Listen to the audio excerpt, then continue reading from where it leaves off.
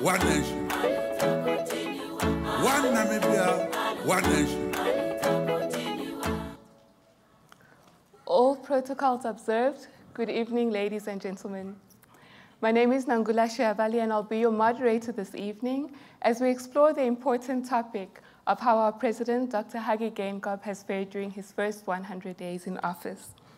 The practice of analyzing a president's first 100 days began in 1933 in the United States of America, where President Roosevelt introduced sweeping changes during his first few days in office that eventually lifted the United States out of the Great Depression. Since then, the practice has become very popular, and of course, Namibia is no exception. There's no real magic to the period of 100 days. Critics of this exercise, of course, say that it is too short a time to fully assess how a president will do during his term in office. Indeed, in the Namibian case, this 100 days only represents about 5% of President Geingob's time in full term in office, 5 years. However, research has found that during the first 100 days, a president is at his most popular. So this is an important exercise to really assess the successes and accomplishments of a president when his power and influence are at their greatest. And that, of course, is the reason that we're here today. Thanks to the Namibian newspaper, the Institute for Public Policy Research, the Hans Seidel Foundation, and the Embassy of Finland. In fact, for us as Namibians, this exercise is especially important because the president is the only national leader who is directly elected into office by the Namibian people. And therefore, it is important that us, as citizens of the land of the brave, take the responsibility and exercise our democratic right to hold our leaders to account, to give praise where praise is due, but also to provide some guidance where it seems that we've strayed off the path towards fulfilling our national potential, whether in the sense of Vision 2030, the development goals, or a different Namibian dream that we aspire to. Tonight, we're geared for a very exciting and very interesting discussion on President Geingob's first 100 days in office with a panel of well-known Namibians who are leaders in their respective fields. Amongst others, they'll provide some of their own insights on key messages that have taken place so far from the different speeches that President Geingob has made, some of the appointments and major events that have taken place in the past 100 days. So on the panel here with me, we have Ms. Gwen Lister. Gwen is the founding editor of the Namibian newspaper. She's the chairperson of the Namibia Media Trust, a media and human rights activist and an opinion leader both in Namibia and beyond. We also have Mr. Johannes Gawaxab. Mr. Gawaxab is the current executive chairperson of EOS Capital, and he's also been described as a colossus in the Namibian business sector. So he'll be sharing some of his insights as well. And then, of course, last but not least, we have Mr. Phanuel Kaapama, an academic, a lecturer in UNAM's Political and Administrative Studies Department, and a well-respected political commentator who will give us an analytical perspective as well from that point of view. Please join me in welcoming the panel.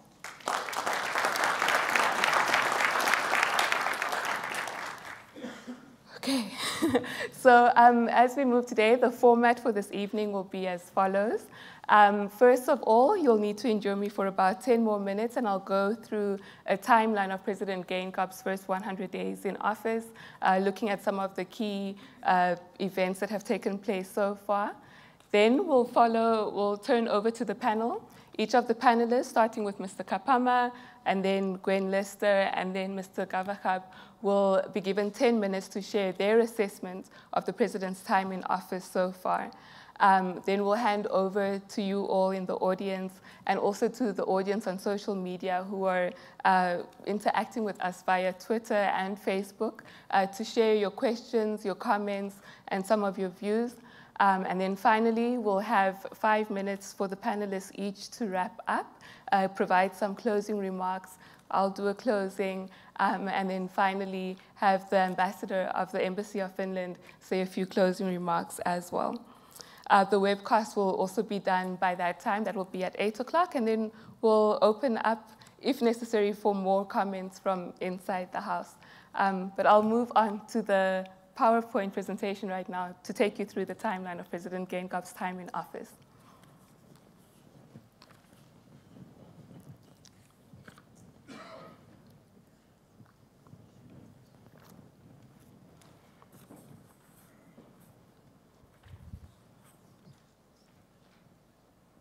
So to get started, as actually I don't think I mentioned that earlier, but I'm a research associate with the Institute for Public Policy Research. There we discuss and do research on a number of different policy issues, economics, politics, and so forth. And the IPPR will be coming out with will be publishing a paper in the next few weeks looking at the 100 days of President Geingob and providing a written assessment of that as well. That will also share some of the insights that are taken from this platform, so look out for that. Okay, so just to get started in terms of his timeline, there were a few key events that took place before day one. On the 2nd of February, the president announced his eight appointments that would come into the National Assembly, and 4 of those were people that hadn't made it on the list, and another 4 who he brought in for their experience and expertise. He also announced a presidential council that would comprise the 2 former presidents who would then provide advice to his work in office. On Valentine's Day this year, he married Monica Kalondo. We know that Monica Kalondo is a highly respected and successful businesswoman and entrepreneur, and she's also made statements on issues of good governance and so forth. So she's been in the public light in that vein as well.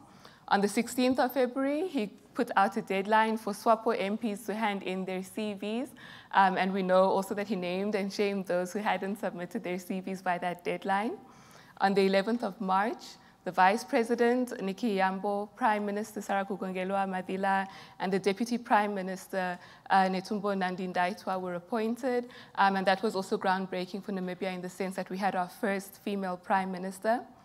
And then on the 19th of March, he made his cabinet announcement. And there we saw a few new ministries being created, the Ministry of Veteran Affairs going under the Vice President's office, and so forth. Not too much in the space of decreasing the size of the executive. In fact, it went up with a number of new deputy ministers.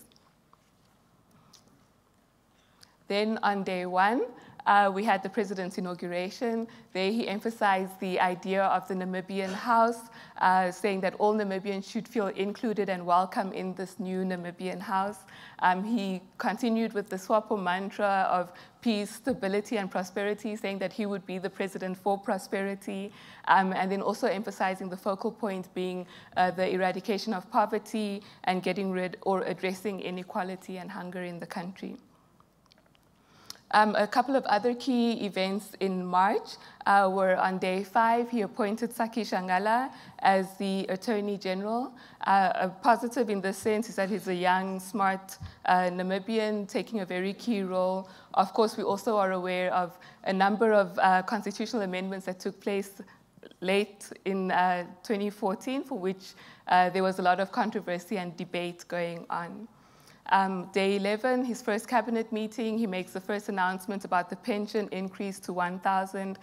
That's later emphasized by the Minister of Finance, Kalesh Letvine, when he makes his budget speech that day.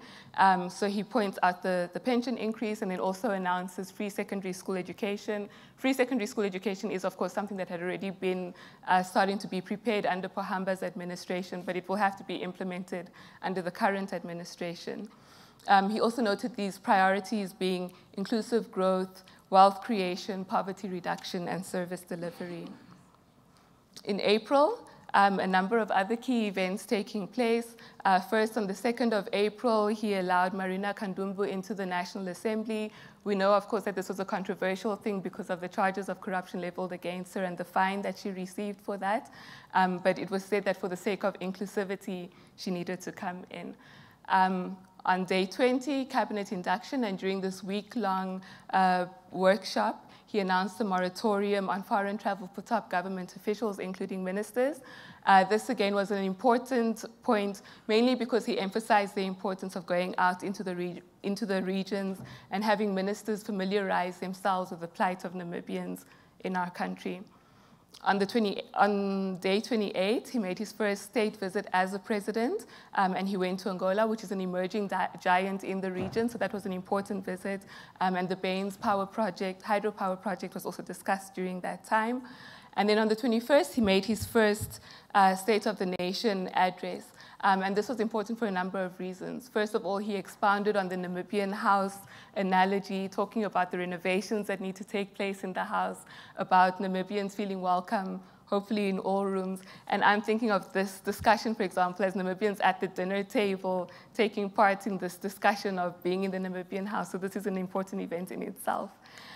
During the State of the Nation address, he also highlighted the issues around poverty reduction.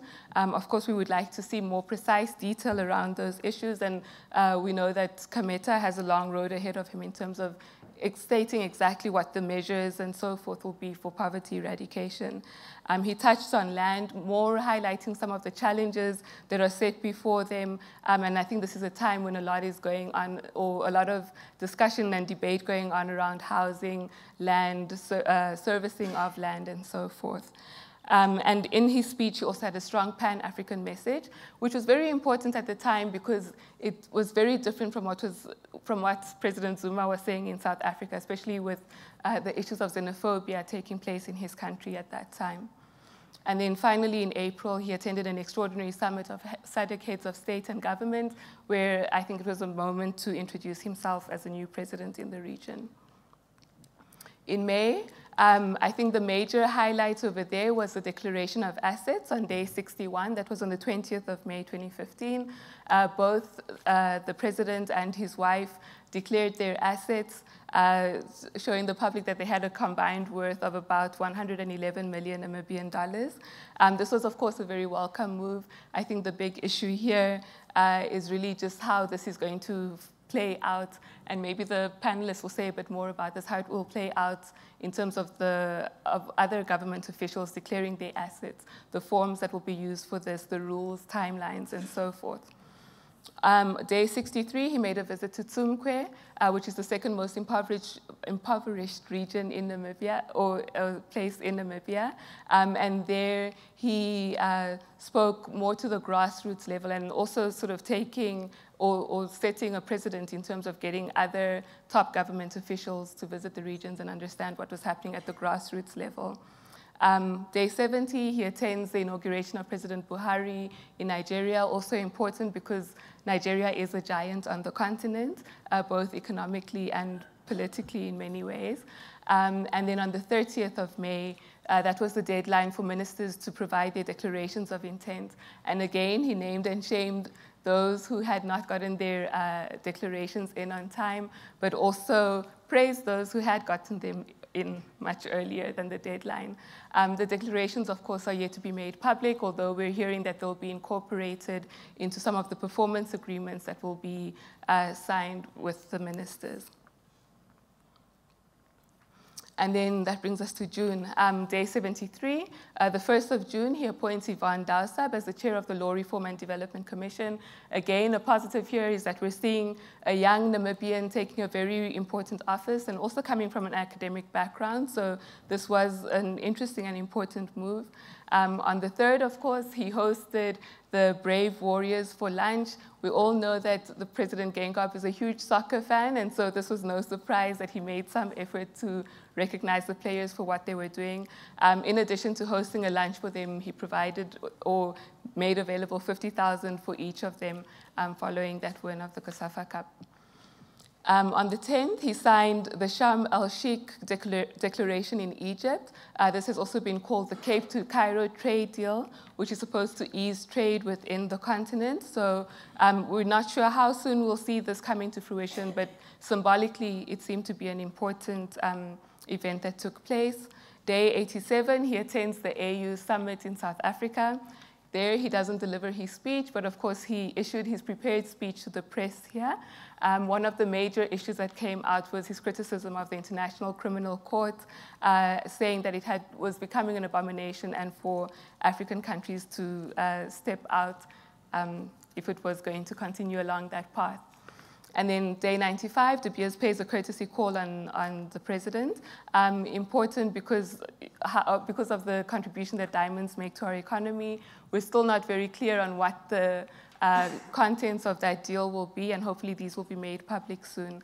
And then finally, on day 100, which was yesterday, he marked his 100th day as president in office, and this morning held a press conference on the 29th, held a press conference to share his reflections and also to announce some key appointments, which of course brings us to today, where we'll be doing a performance appraisal of how he's done. Just to mention some of the appointments announced earlier today, we know of Etienne Maritz as the Executive Director who will be in his office, John Statler as the Economic Advisor, Albertus Alchamub as the Press Secretary, Inga Zamwani Kamwi as Constitutional Advisor and Private Sector Interface, Penny Akwenye, Policy Advisor on Implementation and Monitoring, an important move, I think, because of the monitoring and evaluation concepts that need to take place with seeing where all this is going. And finally, Philemon Malima as the Director General of the Namibia Central Intelligence Service. Thank you. So what are we going to do now is to hand over to the panel. First of all, we'll start with Mr. Kaapama, who will share his insights, and then we'll move over to Gwen Lister, and finally to Mr. Gawaxab. Mr. Kaapama? Thank you very much.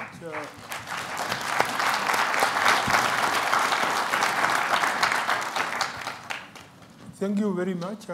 Quite a lot has been covered in the overview, as it was already given. Now, in my 10 minutes, I would want to briefly focus on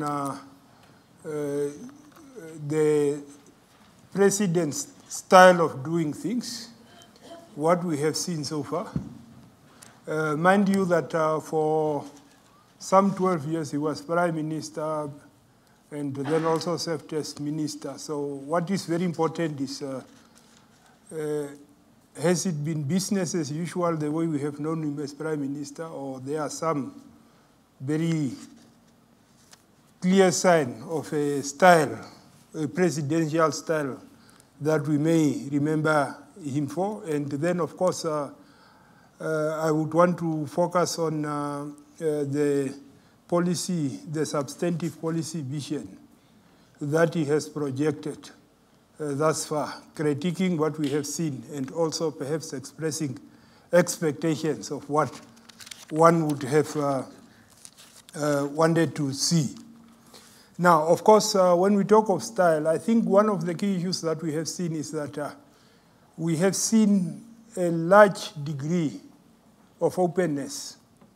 If you compare to the last two presidents that we have had so far, their way of engaging the public has been by way of one-directional speeches in parliament, at rallies, at some other events.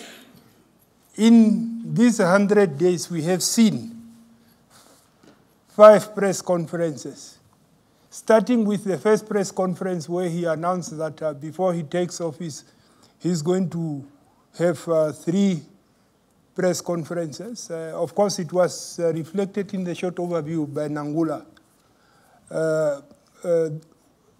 where some key appointments were made. Now, from that first press conference to date, we have seen 5 conferences. And to me, that is a new approach from what we have seen in the past. And I think also to some extent it speaks to the style of the president.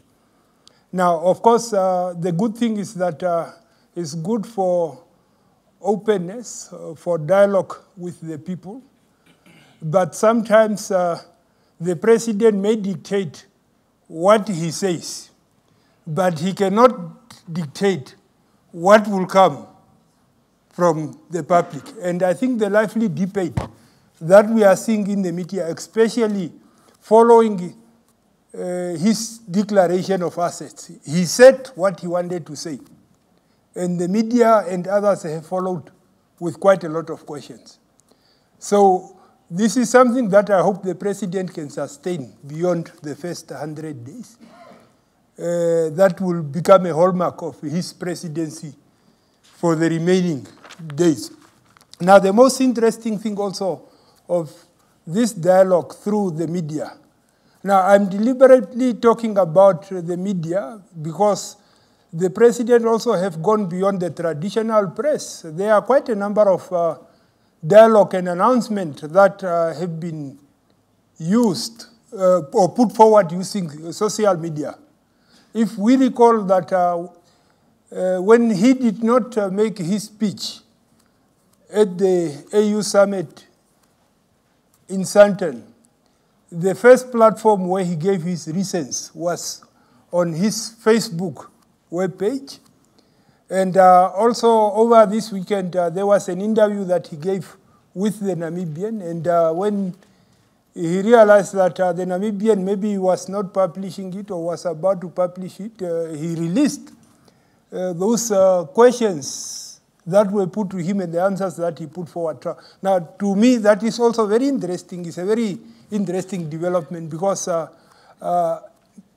following politics globally, I have not seen too many presidents really trying to engage their people through Facebook. Because as I indicated in the very beginning, you can dictate what you say, but what comes in response to what you have said, that one you cannot dictate. And I have seen the lively debate that has taken place on that front. Now, of course, as it was indicated by Nangula, there were quite a number of appointments that were announced in the first 100 years, starting with the announcement of the Vice President, the Prime Minister, and the Deputy Prime Minister. We also have seen the announcement of cabinet, ministers and deputy ministers. We have seen the announcement of the appointment of Attorney General, and today we have seen the announcement of what is the A-team. And underline for now the word A. We will come back to it. But the most interesting observation here is that if you look at cabinet, including the Vice President and also all the way to Attorney General, we are talking about a 28% strong cabinet. We are talking of plus minus 34 deputy ministers, and then we are talking of almost close to 10 advisors, members of the A-team. I suppose, because I have a clean mind, I would want to assume that the A stands for advisory team. But if one wants to interrogate that concept very fair, does it mean that the advisors are the A-team? And what happened to the constitutional advisors, the ministers? Because if you look at the Namibian constitution, the ministers are the key advisors, are supposed to be the key advisors. Should we assume that they are the B team? Or maybe the A team stands for the advisory team, and it's not in terms of where the power would lie. Now, when you look at all these appointments, I think something that we are seeing that we have not seen before, this seems to be the top heaviest and probably the most costly presidential bureaucracy that we have ever seen since independence. So, of course, the president tried to address that issue in his statement today when he emphasized that let us not only focus on cost, but hopefully anticipate what the outcome would be after 5 years maybe. But for now, we are looking at the cost. And we would be prepared to write it off when we analyze the impact and the output by the end of the presidential term. Now, also with these appointments, quite a lot of questions about overlapping and duplications of roles and functions. Ministry of let's say urban and rural development, Ministry of Poverty, Ministry of Industrialization. Now, when you look at the substantive, not the label on the bucket, but what could be the content inside the bucket, you may pick up the same thing coming out of that bucket 10, 20 times. So how will this be regulated and coordinated. Of course, we have ahead of the declarations of intent, and I would want to see so that one can be able to analyze how the roles and functions of the different ministers are going to differ from one another. With today's appointment, let's take an example, an advisor on youth. You have a Ministry of Youth with a minister, with a deputy minister, with a permanent secretary, with the bureaucrats. What is it that they could not advise or would not be able to advise the president on? Why a special advisor on youth? And that question could be put on the advisor for economic affairs. Maybe gatekeeping, but you see, maybe in the mind of the presidents, these things are clear. But for those of us that are sitting this side, we are being left behind because we cannot read the president's mind. And I thought that during today's engagement, some of those roles, saying that, yes, I have appointed a minister, I have not forgotten, I know of youth, now I'm appointing an advisor of youth. The functions of this one would be different in this way from the functions of the other one. That one we don't have at the time being. And being in a democracy, maybe we would have to ask questions until. Now, the other issue is the level and cost of the A team. A, as I indicated, let us assume the A stands for advisory. In terms of their remuneration and level of influence, if you have a Minister of Information already, you have an advisor for information and a spokesperson. As a member of the public, how would I be able to judge? Say, for instance, there is a contradictory statement. Who should I say, okay, this one, in terms of level and influence and power, I would take this one and not the other one? And then the challenge with what we have seen, the constitutional advisors and the president's kitchen cabinet, the A team, I'm not sure how the president would manage egos and the potential clashes and conflict of interest that may arise when one of them, say for instance, the constitutional minister feels that the advisor is stamping on his or her turf. So these are some of the questions that are there.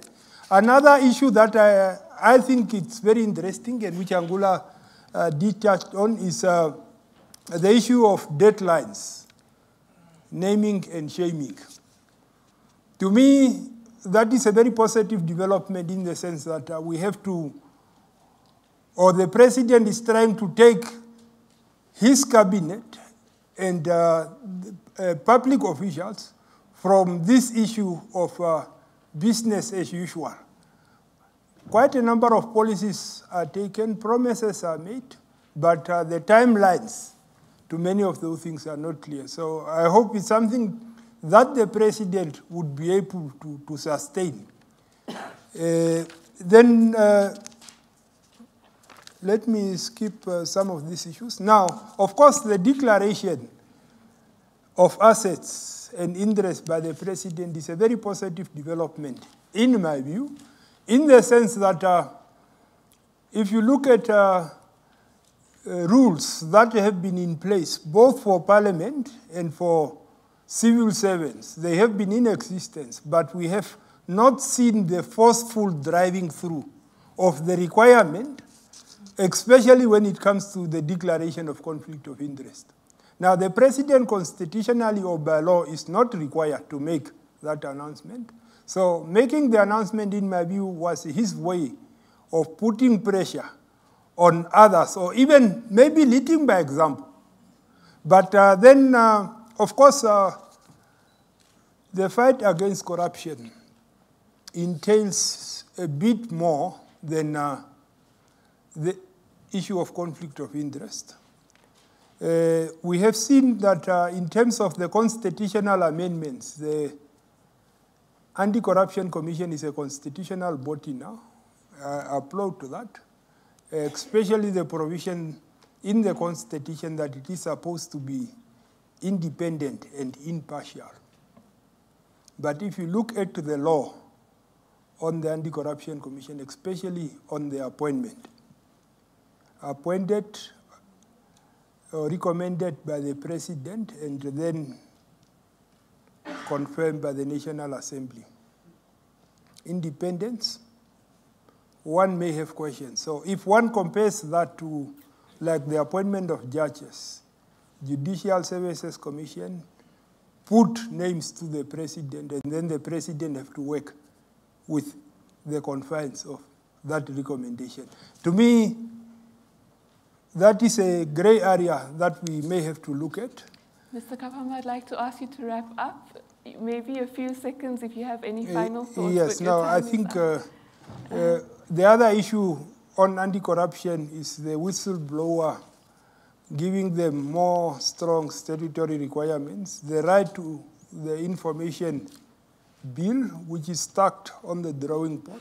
So when we talk about fighting corruption, these are issues that would need attention. So I hope the other issue that I didn't touch is what we have seen in terms of the President's vision for foreign policy. But I see my brother Samuels is here, and that would be his area of interest. So I hope you will ask me a question on that one, so that I can use the question answering time to answer that one. Okay. Thank you, Nangula. Thank you. Thank you so much, Mr. Kaapama. I'd now like to hand over to Gwen. And as we're looking at some of the tweets that are coming in, there is the question, and this is something that maybe you can take into consideration now or later on as we get to question and answer. A tweet that says, is there a vision to bring house prices and rental costs under control in order to meet basic people's needs? That's, of course, one of the issues that has been in the media quite a lot, and the affirmative repositioning group has been somewhat ignored almost in terms of directly addressing them. Maybe some of you can bring those up, or we'll address that during question and answer. But Gwen, over to you. Thank you, Nangula. Just in the interest of time, and good evening, everybody, I'll go straight into it. What I've done this evening is sort of break up my analysis in terms of what I perceive to be positives and then some negatives about the new Geingob administration. Some of the areas I touch on will have been, if not covered by Nangula and or Phanuel, but there will be a little bit of duplication, but hopefully I'll take a different perspective. I would agree that when President Hage Geingob came into office, it was definitely with a new sense of purpose and lots of promises, and I do feel that it lightened the atmosphere and created a lot of feelings of optimism among the people of Namibia, that things would or could be different. He himself referred to it this morning as he having created a feeling of rejuvenation, I think he called it, in the country. So that's what I see as a very big positive, that openness. Secondly, and Phanuel has mentioned this already, he took to social media fairly quickly. Facebook in particular, he's more keen on than Twitter, but he's fairly responsive out there. I regard this as quite a big positive. None of his predecessors have done this. He did, during the campaigning year, refer to town hall meetings, and he promised that he would meet with the people on a regular basis. These haven't happened yet, but hopefully they will come in time, because there is, social media is important, but there's nothing as important as getting out there and hearing what the people have to say. So definitely I'd agree fully with Phanuel that he's far more open than his predecessors to engaging with, and I include the media here, as well as the broader public. In terms of real tangibles, I would refer to the increase in the old age pension as a very specific good, and so to the allocation of childcare grants. Both of these are a very big plus. But I'd ask the question here, as I'm not sure what is due to President Geingob and what is due to the cabinet. He does talk a lot about the I when he makes decisions. And I think somehow people out there could be a little bit confused. To what extent are these decisions his own decisions or are they cabinet decisions? I think it would be interesting to know more about whether he was really the person pushing all of them through. I think that the priority that he's outlined of the elimination of poverty as his key goal is in itself praiseworthy. Time will obviously tell how quickly or how soon he can be seen to be addressing that. But for the time being, I think it's good enough that it's right out there in the forefront on the public agenda. It's a very important thing indeed. Again, a positive was that he gave deadlines to the ministers concerning their CVs, and then later, similar deadlines on their declarations of intent. He outed those who did not respond timeously, and I felt that was a good move. But the question is, while he did that, have there or will there be any kind of consequences? The real question here is there going to be a follow-through, or is he just going to out them and leave it at that? And I think it's also a positive that in asking for CVs and so on, he did try to match the skills of his ministers with and experience with the kind of ministries and portfolios he gave them. And hopefully in time, this may pay dividends in terms of accountability and progress of the nation as a whole. Initially, he declared a moratorium on foreign trips, and I was one of those who praised him for this decision, but I think it's clear that he backed down since then. Whatever the reason may be, I'm not sure. There might have been resistance. Obviously, S&Ts are at stake here. But he did say today, because he did address that subject, and he's emphasized that although trips will happen, that he's going to insist that these trips be taken on the basis of the value they may bring to the country, that also he will encourage small delegations and limit the days away. I would suggest that really to put an exclamation mark on this, that he put out a directive that there will be media releases on all trips that are undertaken, as well as naming the delegations so that the public can see that actually it's not going to be go back to business as usual, but that this is going to be monitored as we go into the future. On the positive front, I've also put here that the president did declare his assets, which, as Phanuel also pointed out, was not required constitutionally. It was a good move, but not really. I say that, I go into that as well when I come to the negatives. Hopefully the ministers and of course the parliamentarians will be given a very specific deadline soon as far as their assets are concerned, because I think it needs to be emphasized here, this is not something new that the president is bringing in. We don't have to reinvent the wheel. This was and is still mandatory. It's just that it hasn't happened for a few years. And finally, on the positives, I would say that President Geingob stopping the mass housing project and the Zares project as well are probably decisions that were welcome given further scrutiny and investigations into these areas and the negative issues that have concerned them. On the negative front, and I think the clearest thing is that big bureaucracy, and it is big, it's huge, may hinder rather than help his key goal of the elimination of poverty. I think it's critical to look at those two things together. It really is a huge government. We don't need to debate that. There's really no question. He has, in his announcement this morning, I think it's clear, accumulated some really good brain power around him in terms of his advisors. But again, as Phanuel said, how they are going to sync with the ministers, I'm really not sure. The biggest question of all is who and how are we going to pay for the massive state expansion program, including the huge bureaucracy, childcare grants, food bank, veterans benefits, and so on. This is a key question that his administration will have to tell us in the near future. I also think that one of the negatives are that in his appointments, I think, although some have been apparently on the surface good appointments, that there have been aspects of political patronage at work. And I think this may come from him really trying to please different people, and this may be a problem. Hopefully not as we go forward.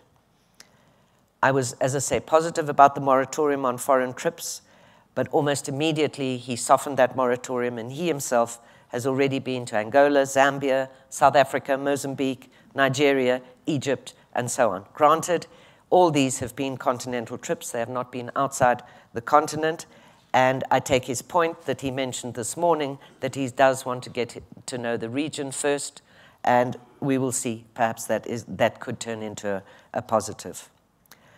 Coming to Namibia's place in the world and where Geingob will put us when it comes to that, I do feel, and I think a lot of people felt, that it was a very wasted and valuable opportunity at the AU summit. It provided our new president with the opportunity to speak to his vision, to put Namibia on the map, so to speak. And I know I sat in front of the television, and when I saw him come on, with great anticipation, wow, what's he going to say? And when he stood up and said, time is short, I'm Hage Geingob, you know, I've just followed my icon, Robert Mugabe, and he sat down, and I was left thinking, is that all there is? So I do feel that his excuse that the summit was running overtime and so on were rather lame. And I did see there was quite a lot of negative feedback on social media, particularly from outside Namibia. So those who hoped, and I think I might include myself in that, for a stronger, more rights-based foreign policy, I think are going to be disappointed under the Geingob administration. His speech at the AU summit on the ICC, again, it's popular to ICC bash right now, like others on the continent are doing, but they don't seem to be serving up any African alternatives to this court. And I feel as a Namibian that I don't want to be seen to be protecting dictators like al-Bashir and people who have such a lot of blood on their hands. So I think despite hopes of a fresh approach to foreign policy, I think it looks like Namibia under President Geingob will be retaining their membership of what has become known as the Old Boys Club. Although President Geingob declared his assets, as I've said before, I have felt right from the start that we didn't as much need to know his dollar worth as the fact that we wanted to know how much or if any was illicitly acquired. I won't dwell on this. I think that question was adequately dealt with in the Namibian of today. Also, I feel that despite promising good governance, I do not feel that President Geingob has been as strongly vocal on the issue of corruption as it deserves and as he should be. I feel that allowing a convicted, corrupt person to serve as a member of parliament was a very questionable decision, and I think he should have kept his commitment, which he made to keynote at the anti-corruption conference last week, in order to put the stamp on just how serious he is about this scourge. Another negative, I feel, is his reversal on the question of civil servants who were prohibited from doing business, and I don't feel this was a good decision. Monitoring of graft and conflict of interests and so on in the civil service is difficult enough, and now I think this has made it almost impossible to monitor. I also don't believe that this speaks to his agenda of eliminating corruption. If the focus is always on those who are already gainfully employed, being given the opportunity to make more money and earn additional income, while the poor haven't yet seen any relief in the first 100 days in terms of job opportunities and so on. Gwen, I'll ask you to wrap up, please. I will wrap up now, Nangula, just to say that I think, like many others, that President Geingob should be given a fair shot, a chance to make good on his promises. 100 days is not very long, and I do think there's a lot of goodwill out there, but I think that this is currently being marred by some concerns that he may not be able to deliver on all these things. Thank you.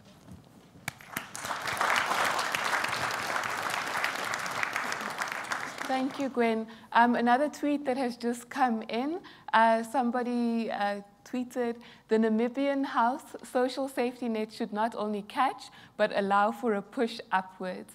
Trampolines are needed. So that just came in from Twitter. I'm going to hand over to Mr. Gawaxab now to share your insights, and then once you're done, we'll open up to the audience to ask questions and engage with you all.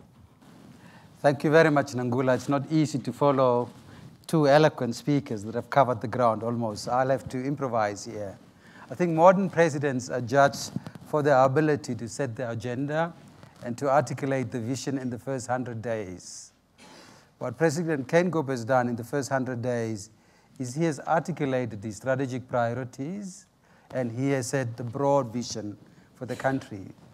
If I were to ask to judge and rate him on the first 100 days, and you give me 3 possible outcomes of unimpressive, average, and good, I would probably err on the side of he did a good job in the first 100 days. There's no question that President Geingob has inherited a smooth transition, a relatively stable country. There were no major crises when he took over. There were probably some, but generally, I would say it was quite good. What he did was, in terms of the appointment of the cabinet, it's a lot of young faces, quite a representative cabinet. You could see that he was trying to include people from all regions. It was not, if I look at it, probably not merit, but it was try to include so many people from all the different constituencies. And a refreshingly new approach on politics and at speed that he is doing a couple of things. I think the biggest positive, I'm trying also like Gwen to look at both sides of the balance sheet. So I start with the asset side of the balance sheet.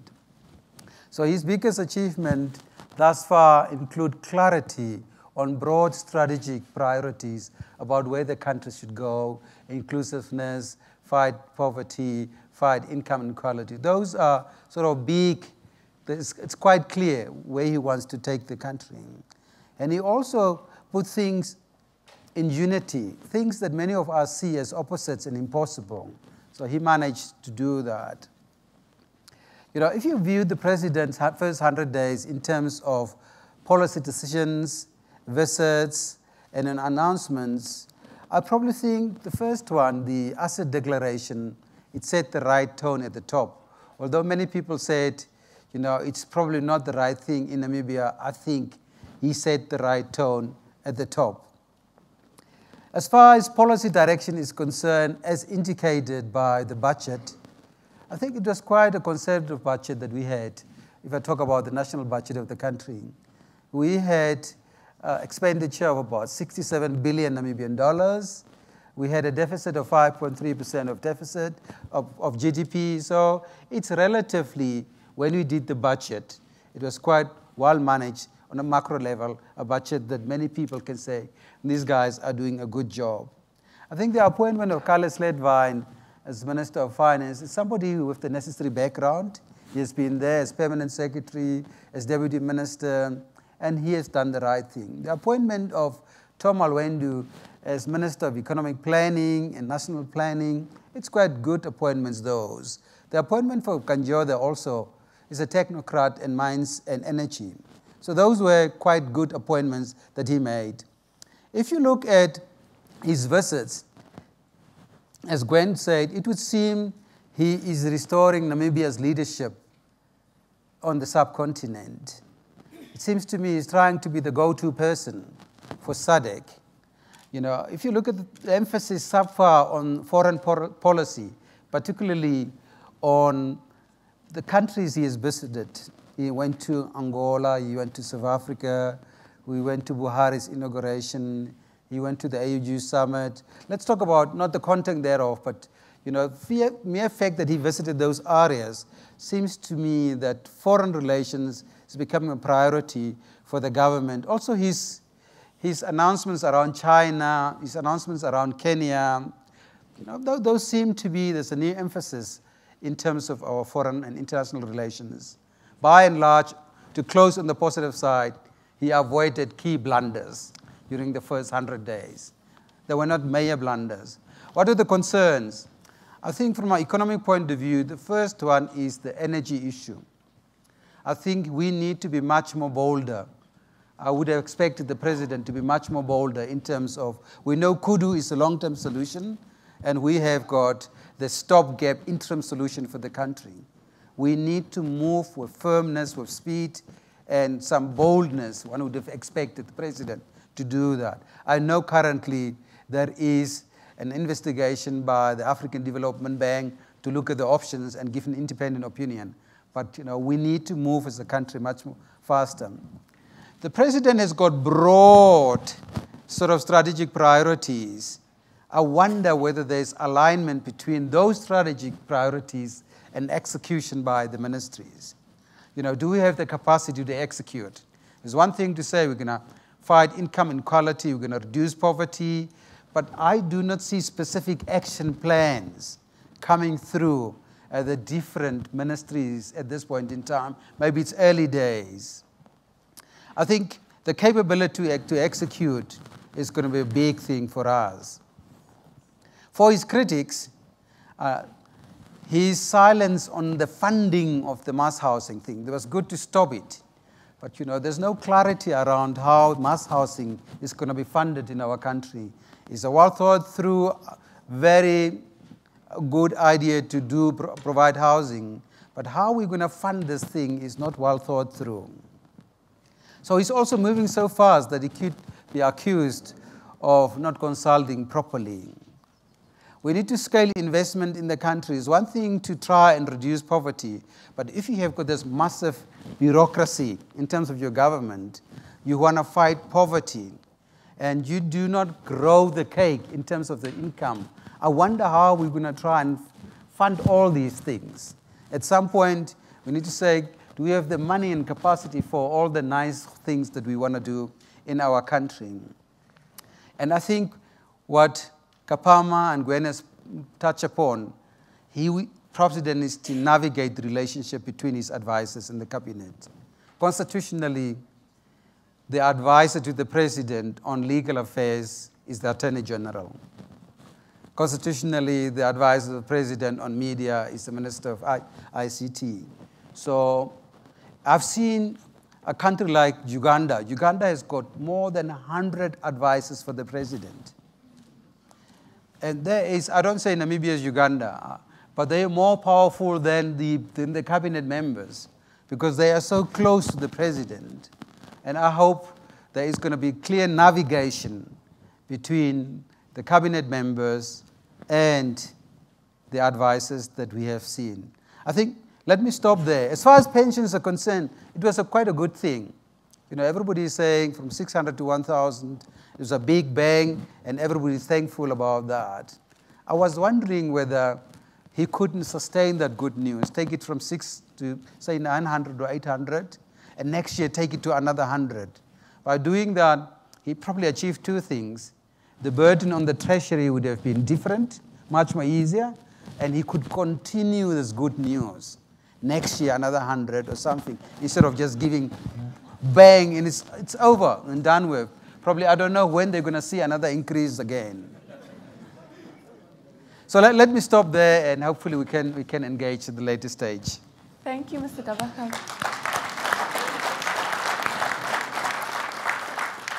Great. So we've heard from our panel discussing a range of issues from foreign policy to some of the economic considerations that have been made. I think big concern with regards to the friction that might take place between advisors and ministers who are supposed to sort of serve in those roles in the first place. I would like to open up to you all here now to ask questions, engage with the panel for some time. We'll also go to our Twitter feed and see what kinds of questions and comments are going on. But we've got mics going around. Anybody? Okay, we've already got 3 over here in front. Let's start with you.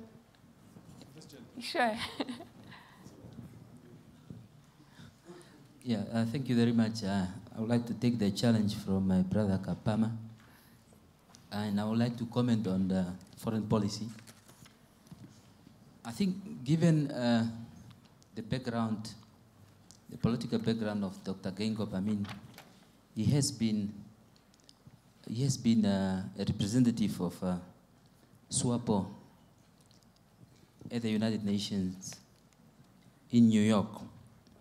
And one would have expected that I think he will use the opportunity, at least in the first 100 days, to make major foreign policy positions clear to the nation. And I think we haven't seen that.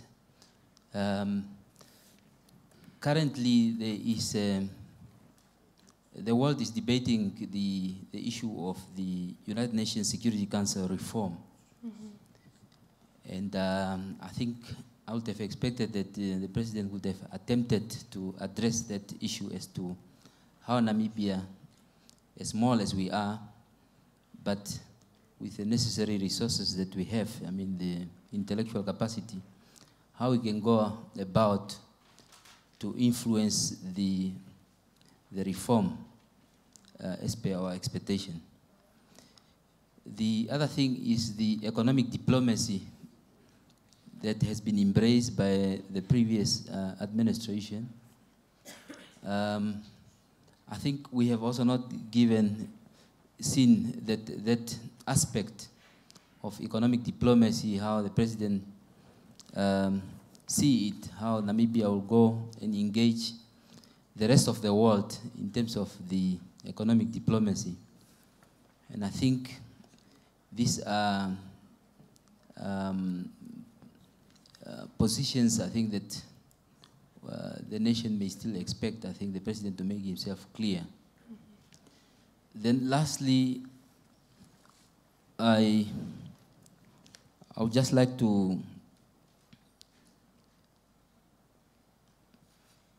say that I think going forward, I think if you look at the country that he has visited, as Mr. Gawaxab has said, I think it's quite strategic countries, I mean, big economies, and what has transpired from those discussions, I think, were not made public. It could be that maybe it's a strategy that he has had discussion with President Zuma, the president in the Federal Republic of Nigeria, with regards to, and also the Republic of Angola, with regards to how I think Namibia can engage the rest of the world working together and so on. I think we have still to see the details thereof. Thank you. Thank you, Mr. Samuel.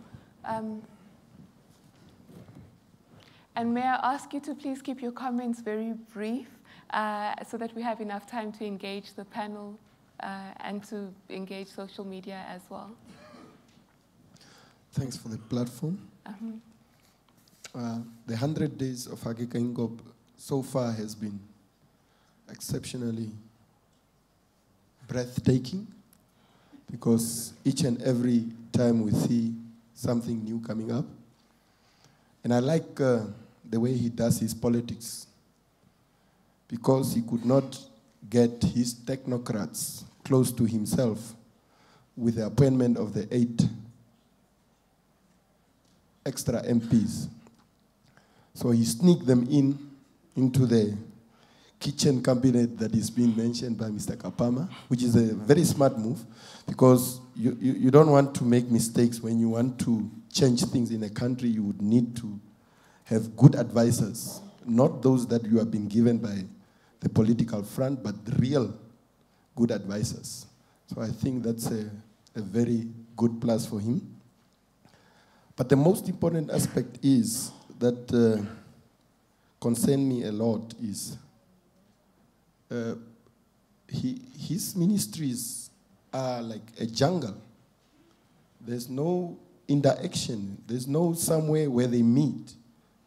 Because, as we say, there's a bit of duplications here and there. But the most important aspect is, where is the interactions? Where do they meet? Because what I see is the Minister of Information and Broadcasting, ever since he's been appointed, just making noise in the medias and things like that, but not working on the aspect of interacting, making all these houses come together. As the 100 years we're talking about, up to date, he has declared war against poverty. May I ask you to wrap up, please? Yes, but I have never seen concrete information coming from the Minister of Poverty up to date. I don't know what the gentleman is about to do to this poverty that they are talking about. So those are the small things that I have seen as the difficulties, but I wish him the good luck, because he has the support of the Namibian people. Great. And I hope he will make it, because we are going to benefit out of that. Great. Thanks. Thank you. While the mic goes to the next person, we have a question in from Twitter. Someone asking, is Namibia still on course to achieve Vision 2030? So that's a question that I'm sure our panel can address here as well. Should we take one more question before we go to the panel? Yes, sir. Yeah, hello. I'm very grateful for his 100 years, his 100 days in the office. 100 years would be a long time. I think he's doing great. So when somebody's planting good seeds, I mean, we should accept it. It's great. But I haven't yet seen a bit of changes. Free the Caprivians. Why are they reconciled? We have these Herero people that have been in genocide, heroic genocide, those that went to Botswana. They came here, they wait for 10 years to get even an ID. What for? If they are Namibian, free, come on, we should treat them like true Namibians. And how about us NGOs? We only get fund because you have to write what the government want to hear. That does not mean that we shouldn't be criticized if you are a government. Let us feel the freedom. Let us not just preach and then we cannot see the freedom in Namibia. I should not only vote SWAPO because I have to be a comrade to get a fund or to, like these newspapers like in Namibian or New Era, they print what the government want to hear. Let us start seeing true Namibia. I mean, I haven't yet seen, I'm just hearing, but I haven't yet seen it. Okay. Thank you. Yeah. Thank you Thanks. so much. Thank you for your comments. Okay, I think we'll hand over to the panel before we do a second round. I don't know if there's anything else coming in from Twitter. There was one earlier that asked about HIV, LGBTI issues and so forth. So maybe that's something that, the question was, what is the president's view on HIV and sexual health and rights of sex workers, LGBTI, prisoners and women? So those are some of the questions that we've got coming in so far. So a number of things for the panel to address. Please take those that you feel most hard on, that you can tackle briefly and succinctly, but with strong points. Maybe we should start with Mr. Gawaxab this time. Yeah, the first one probably is Vision 2030. You know, Vision 2030 is quite clear, to become an industrialized nation by 2013. At the current pace, we won't achieve that. I don't know why we put around the bush. We won't achieve that. So we need to change gears if we want to get to Vision 2030. So at this stage, at current pace, we won't become an industrialized nation. We probably need to pause and say, what do we need to do to get that? As far as poverty alleviation, Ministry of Poverty Alleviation is concerned, I can tell you there's so much duplication there. As Mr. Kaapama asked, you fight poverty in all the ministries almost. I don't know what this ministry is going to do. Are they going to try and come up with policies? Because every other ministry basically has got a function to address and fight poverty. So it's going to be very interesting how we delineate and provide clarity to that ministry and align with the work that's happening in all the other ministries. Great. Thank you, Mr. Gawaxab. Mr. Kaapama? Yeah, no, thank you very much. Just to pick up on my brother Samuel's, if you go back into the history of Africa, you look at the time of Beki, the time of Obasanjo, the time of Bouteflika, Abdul Wate in Senegal. They were able to bring their brains and influence into the Pan-African continental vision. And if you go back to that era, there is a lot that the AU was able to push forward in terms of the vision of the continent. Since then, I think the AU has been on some sort of an autopilot. With the coming in of people with the caliber of Geingob, many of us, or let me speak for myself and not for any other person, my expectations are raised. So that's why I was one of those who expressed disappointment that he did not take the opportunity to address the EU summit. If you look at his visits, if I have counted correctly, they are up to round about 7. I would say 4 of those 7 are discretionary, in the sense that these were not summit or meetings that he had to attend. But the one for SADC and the one in Egypt where an agreement had to be signed, and then the Santon summit, those ones to me, not really discretionary. It's a requirement upon him as the head of state. Going to Nigeria, it's a very important country on the African continent. So maybe if to realize the vision that I have, going there would be very interesting in terms of expanding and establishing those networks. But I think what I would have wanted in the first 10 days is more of a clear pronouncement in terms of what we should expect for Namibian foreign policy in the years to come. And hopefully it will come not too far away from the first 100 days, but we have not seen it so far. Thank you, Mr. Kaapama. Gwen? I gather it's more or less closing remarks. We're getting close to the closing remarks. I think I would like to open up to the audience just for maybe 2 more, and then we integrate those remarks with your closing remarks. But if you'd like to quickly answer. Maybe just the Twitter question on it, it had quite a lot in it. What is the president's attitude towards women, sex workers, prisoners, and so on? I don't think the president has spoken very much to the issue of HIV, AIDS, and so on. Certainly the woman issue he has spoken to, and he's very proud of our almost 50-50 parliament, as well as, of course, key appointments that he's made in terms of our Prime Minister and Deputy Prime Minister, both being women. In terms of LGBTI, as most people know, he was posed that question.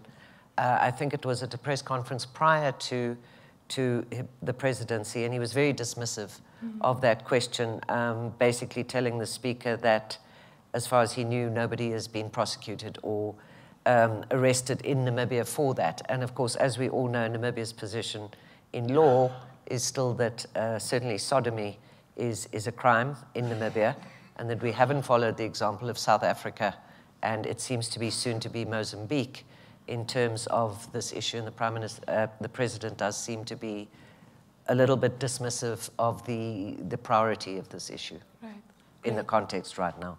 Okay, thank you for providing that insight. I'm just going to take 2 more questions from the audience. I'll ask the panelists to please make sure that you incorporate these questions into your closing remarks, because we are running out of time. Yes.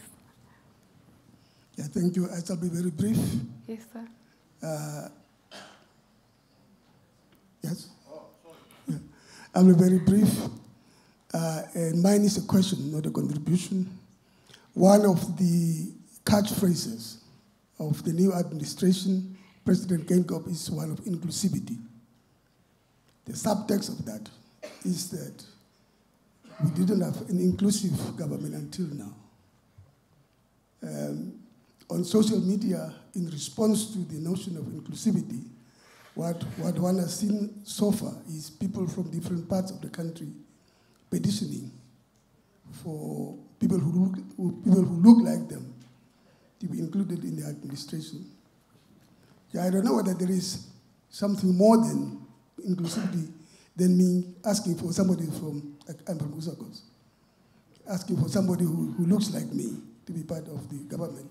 Or is there anything more to this notion of inclusivity. Thank you. Thank you. We'll take one more from the audience. Oh, we can take a few more actually from the audience. Okay, so a woman over here in front, please, we'd like to hear the women's voices as well. Anything coming in on the Twitter feed as well? Yes, I would like to thank you for giving such a detailed introductory, it was good. And of course, I just want to also say that I think this is a good effort, but I think it also proves that we need a bit of more coverage in terms of media, because some of the concerns raised has been dealt with. For example, the pension increase being incremental. Yes, the president said the target is 1,200. Also, on the issue of the Security Council reform, the summit that was in Zambia of the C10 did look at those issues. So I think it says that we need more coverage of the vision. My question, however, is directed to my uncle, Mr. Gawaxab, to say that, yes, the president has given a broad vision. He has set his agenda and he has articulated on a broad vision. Do you think that the private sector has bought into this vision of the president? And what else, what more can government do to really get the buy-in of the private sector? I'm not talking about from a business perspective, but I'm talking about from a redistribution of income and so that, for example, laborers to get better salaries, because that is the only way we could also then alleviate poverty. If investment opportunities are presented to investors, investors also have to value the human resource capacity given in contribution, and therefore give reasonable return for the workforce. Thank you. Thank you so much. One final question, and then we'll ask the panel to do closing remarks also. Please be very brief, sir. Yeah, I will. If President Geingob were to ask you to present him with a cabinet that would not be bloated or would not be seen to be bloated, which ministries? He has 28. Now, how many ministries would you put up and which ministries would you do away with? And my last one is similar to my brother's, the issue of inclusivity. What practical steps should Geingob take in order to ensure that inclusivity does not become a rhetorical position or statement of intent, but it becomes actionable and goal-oriented? Unlike, say, reconciliation policy and things like that. Okay. What should be done to practically make it work? Great.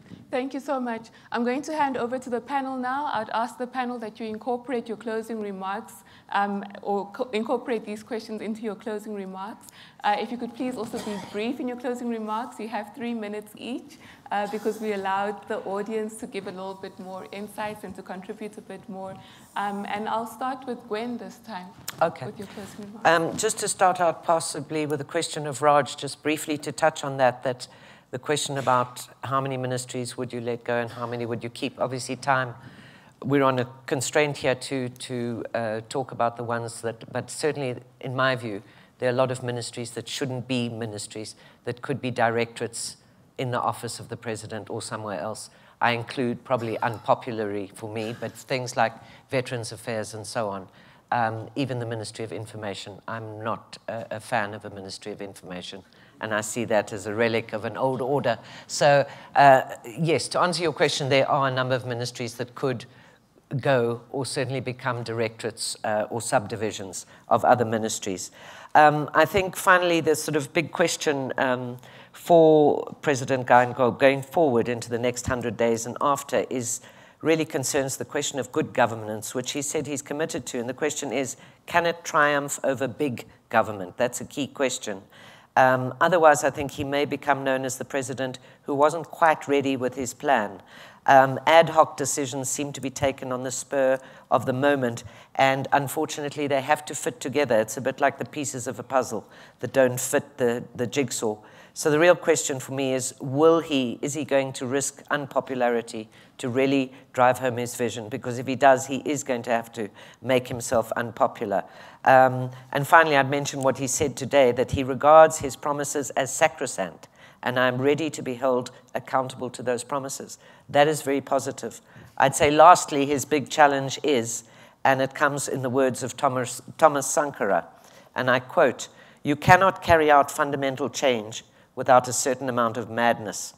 In this case, it comes from non-conformity, the courage to turn your back on old formulas, the courage to invent the future. It took the madmen of yesterday for us to be able to act with extreme clarity today. I want to be one of those madmen. We must dare to invent the future." I thank you. Thank you. Mr. Gawaxab, if you'd give your closing remarks and responses.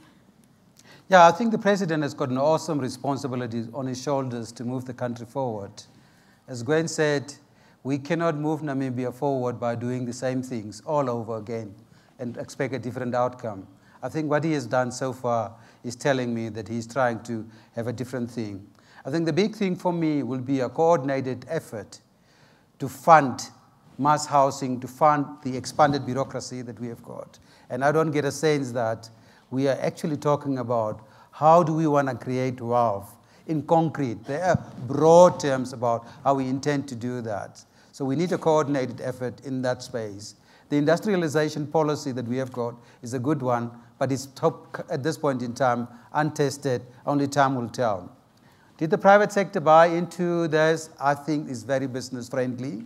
At this stage, what we are hearing is very business friendly pronouncements and announcements that we're hearing, and I don't think the private sector, I'm not a spokesman for the private sector, but if you ask my own view, I think it's business friendly, and I would be supportive of those policies. I think we need to scale investments in Namibia, and one of the big things is, if you look at what's happening in Greece, and if you look at our economy currently, we need to continue to manage the macroeconomy in a much more bolder, firmer way. I wonder what's happening to the foreign reserves in our country at this point in time, whether it's where we are supposed to be at this point in time. Thank you very much. Thank you. And finally, Mr. Kaapama. Yes, my brother Raya's question. I think the problem why at every opportunity our cabinet seems to be growing. My prognosis points to two issues. The first one is, if you look at the Namibian constitution, the president is under obligation to appoint his team of ministers from within the members of the National Assembly. Now, that may be good in the sense that those that would end up in cabinet would have been elected by the people. But I think this mixing up of the legislative and executive role of parliament, of the state, in a way, is the source of problem. If we were, like, say, for instance, operating in a truly presidential system where the president can assemble his cabinet and that cabinet is outside parliament, I think the A-team that we have now would be the president's true cabinet. The other arrangement is more an arrangement of convenience, especially to fulfill a constitutional requirement. So maybe it's not which ministries would be cut, but maybe let us look at that arrangement. Is it serving a purpose? Or should we have a National Assembly exclusively dealing with legislative functions, and then the president to constitute a cabinet that will work on that one? Now, on the issue, no one will be left out. I'm from a different generation. The problem that I have seen in social media and also with many commentators, they see themselves as something else before Namibian. So when we talk of nobody should be left out, then we engage in an exercise of tribal head count. Now, to me, that is a very dangerous route. If we all are Namibians, carrying Namibian citizen, then it should not matter how many Hereros or Kawangos are there. What should matter is that at least it's a Namibian cabinet, and if we have Chinese and others that are Namibians, then they should also be included in that regard. So I think nobody, this notion of nobody should be left out, maybe could apply in relation to issues of gender, in relations to special groups that are really historically left behind, like the San and so on. But I would personally not go for tribal quotas. Great. Thank you so much. So sort of just to wrap up on what the panel has said, we're hearing, or I'm hearing overall, that the communication aspect has been pretty much on point, more engagement, more openness, a lot more happening on social media, although there needs to be more coverage, as somebody said from the audience. And then we're also hearing that there needs to be a move from rhetoric to action. So a lot of pronouncements have been made, ideas around policy initiatives, promises and so forth, but we need to see the action, and we need to see how it comes through in the midst of having advisors, almost contending with ministers' functions and so forth.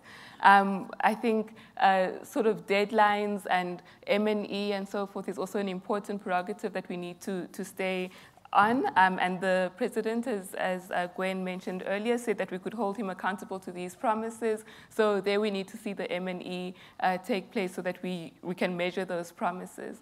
Foreign policy, we're having diverging views. We need a little bit more clarity on what the next steps are. What is our foreign policy? What are we going to adopt? What should we leave out, and so forth.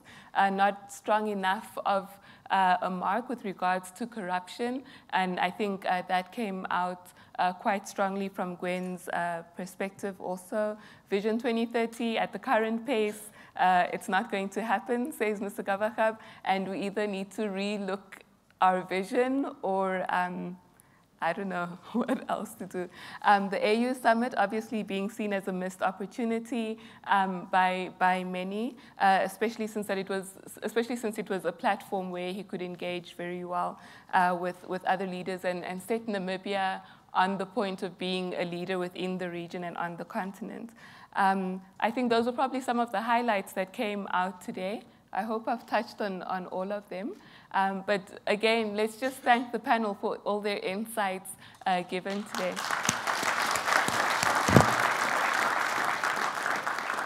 I'd like to take a moment to introduce the Finnish ambassador to make some closing remarks for this discussion.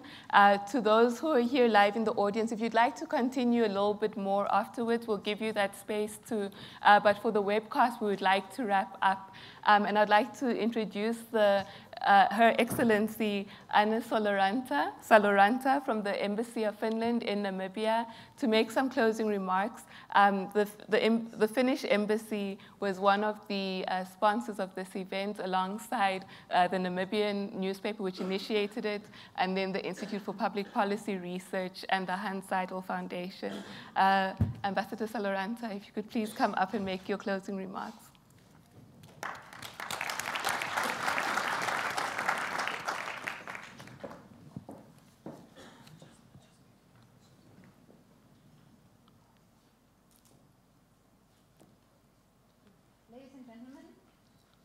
distinguished audiences present and online, good evening. Good evening. As tonight's event comes to close, I am pleased to have this opportunity to say a few words. My task is not to summarize tonight's vivid and informative exchange of views and discussion, but I rather wish to share a few thoughts on democracy and the responsibilities and accountability that it entails at leadership level, but also including the contribution and responsibility that lies with the citizens. These thoughts are based on Finland's experience. Like in Namibia, we too have a new parliament in Finland. Ours is only 2 months old. The President of Finland, Mr. Sauli Niinistö, said the following at the opening of the new parliament in the end of April, and I quote, "The people's representatives reflect the people, and that is how it should be. As you will have noticed while on the campaign trail, the feelings, worries, and joys of everyday life are not confined to certain towns or cities. No boundaries separate us from one another, nor do we need any.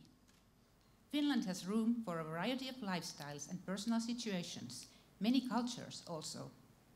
On the other hand, we are not ready to accommodate everything. We cannot afford a culture based on selfishness or a feeling of superiority." End of quote.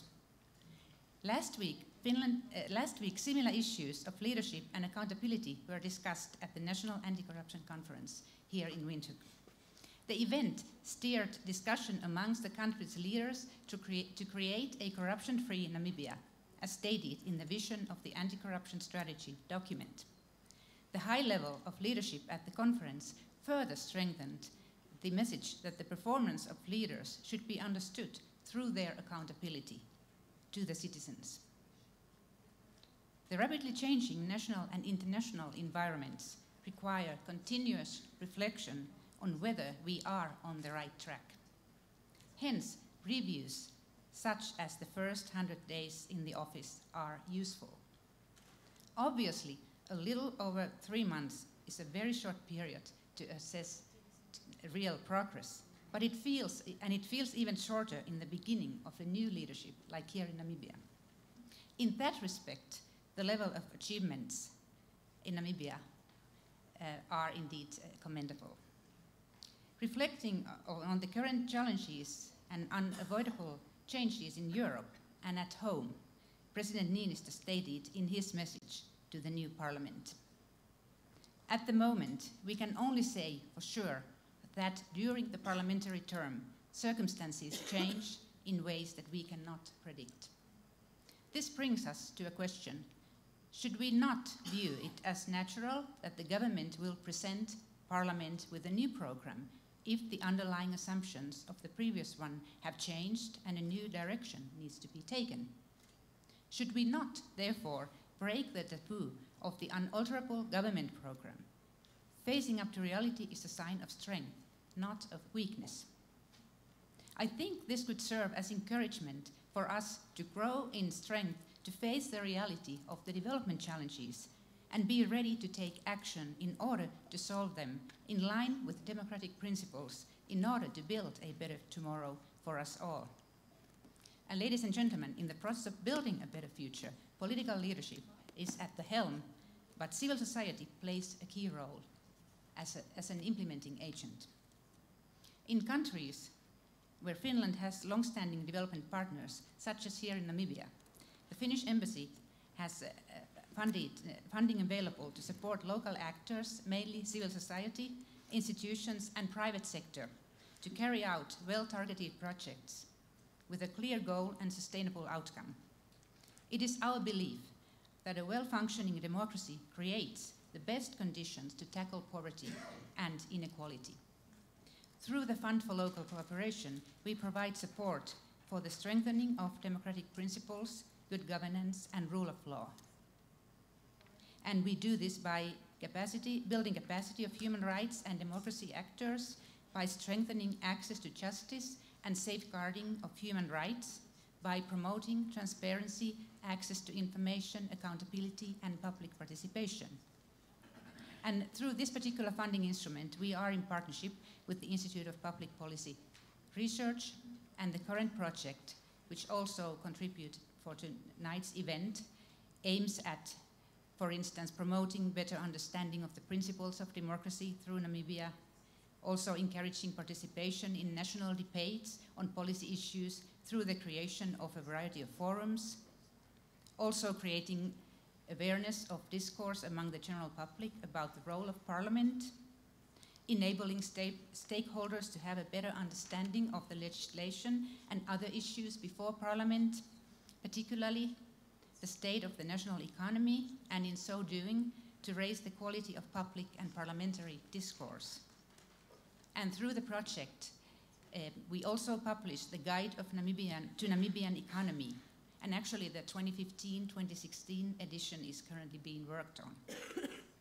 In closing, I would like to take this opportunity to thank our colleagues from the IPPR, together with the Namibian newspaper and the Hans Seidel Foundation, for organizing tonight's event. And very special thanks to our panelists, Ms. Lister, Mr. Gawaxab, and Mr. Kaapama, for your expert contributions and analysis. And as always, Ms. Shejavali moderated the discussion with skill and style. Thank you.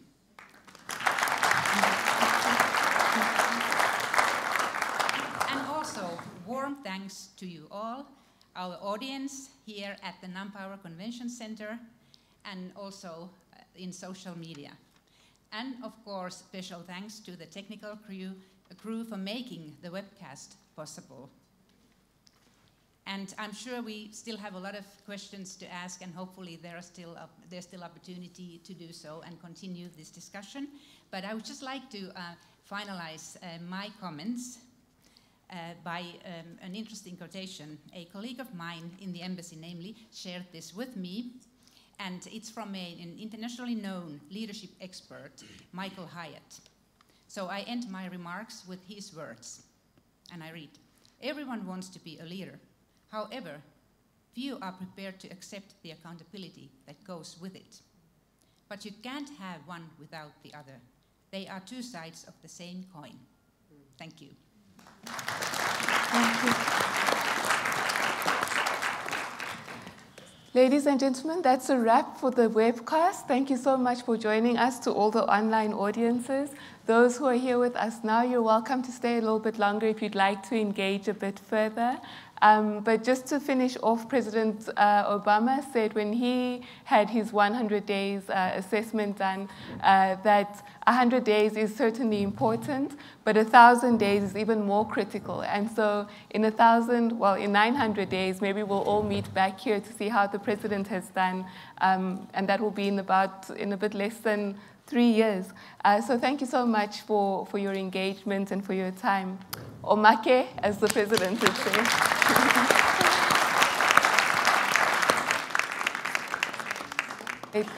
So I'll open up. Are there any other questions? Okay, we've got